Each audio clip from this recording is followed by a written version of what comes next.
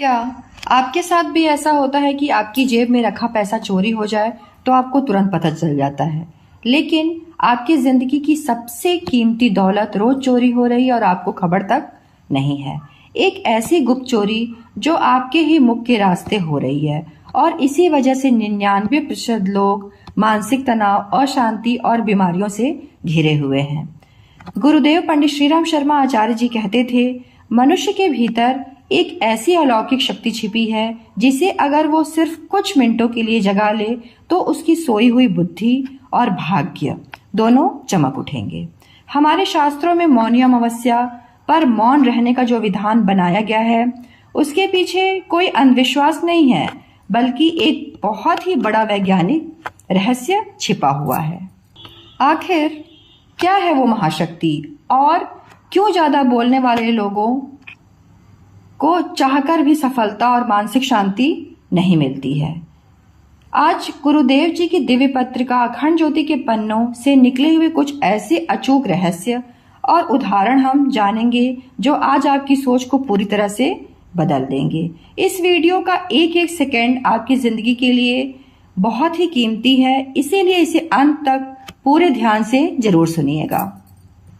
दोस्तों, आज हमारे घरों में छोटी छोटी बातों पर बहस, कलह और खुद को सही साबित करने की एक अंधी दौड़ मची हुई है।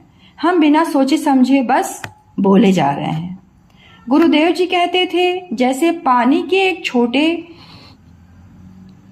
से छेद से घड़े का सारा पानी धीरे धीरे बह जाता है, ठीक वैसे ही हमारी जीभ से निकलने वाले व्यर्थ के शब्द, दूसरों की निंदा और फालतू की बकवास हमारे भीतर की जीवनी शक्ति यानी लाइफ फोर्स एनर्जी को पूरी तरह से निचोड़ देती है। जब हमारी ऊर्जा इस तरह बेकार बहती है तो हमारा आत्मबल यानी विल पावर कमजोर होता जाता है।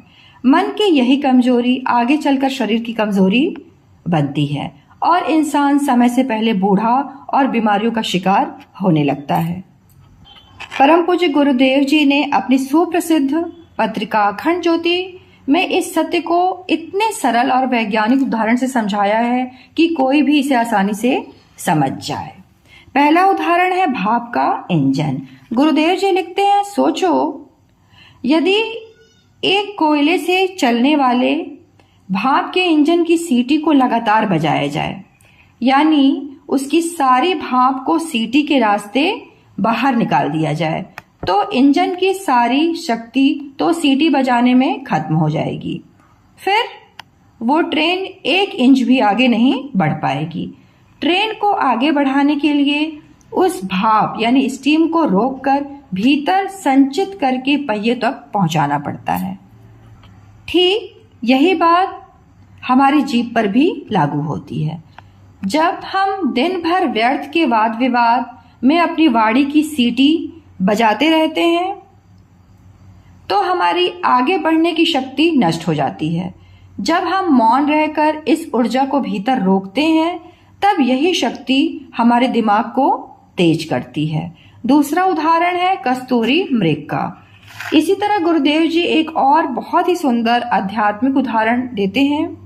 वे कहते हैं कि कस्तूरी हिरण के खुद के भीतर से एक बेहद दिव्य और मधुर सुगंध आती है, लेकिन वह अज्ञानी हिरण उस खुशबू को बाहर के जंगलों और झाड़ियों में पागलों की तरह ढूंढता फिरता है और थका परेशान रहता है। आज के मनुष्य की हालात भी कुछ वैसे ही है।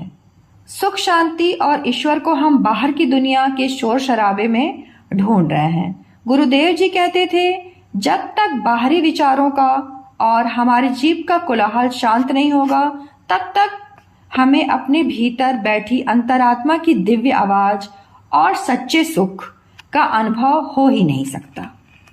मौन ही वह माध्यम है जिससे मनुष्य बाहर की दौड़ छोड़कर अपने भीतर उतरता है। में एक और प्राचीन कथा आती है।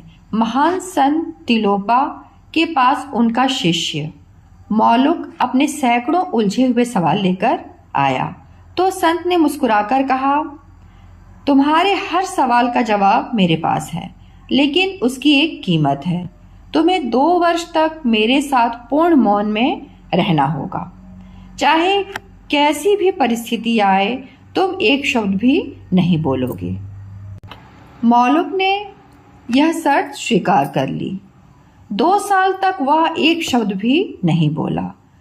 बाहरी जुबान शांत हुई तो धीरे धीरे उसके भीतर का मानसिक तूफान भी शांत हो गया। 2 साल पूरे होने पर जब संत ने कहा, मौलुक, आज समय पूरा हुआ, अब अपने प्रश्न पूछो, तो मौलुक की आंखों में आंसू आ गए। वह संत के चरणों में गिर गया और बोला, गुरुदेव जी, जब तक बोलता था तब तक सवाल थे। जब 2 साल तक पूरी तरह मौन हुआ तो सारे उत्तर मुझे भीतर ही अनुभव हो गए। अब मेरे पास पूछने के लिए कुछ भी नहीं बचा। तो साथियों, मौन का मतलब यह बिल्कुल नहीं है कि हम सब कुछ छोड़कर जंगलों में चले जाएं। गुरुदेव जी ने गृहस्थ जीवन में रहते हुए अभ्यास करने के लिए एक बहुत ही सरल वाक तप यानी वाणी की तपस्या का सूत्र दिया है।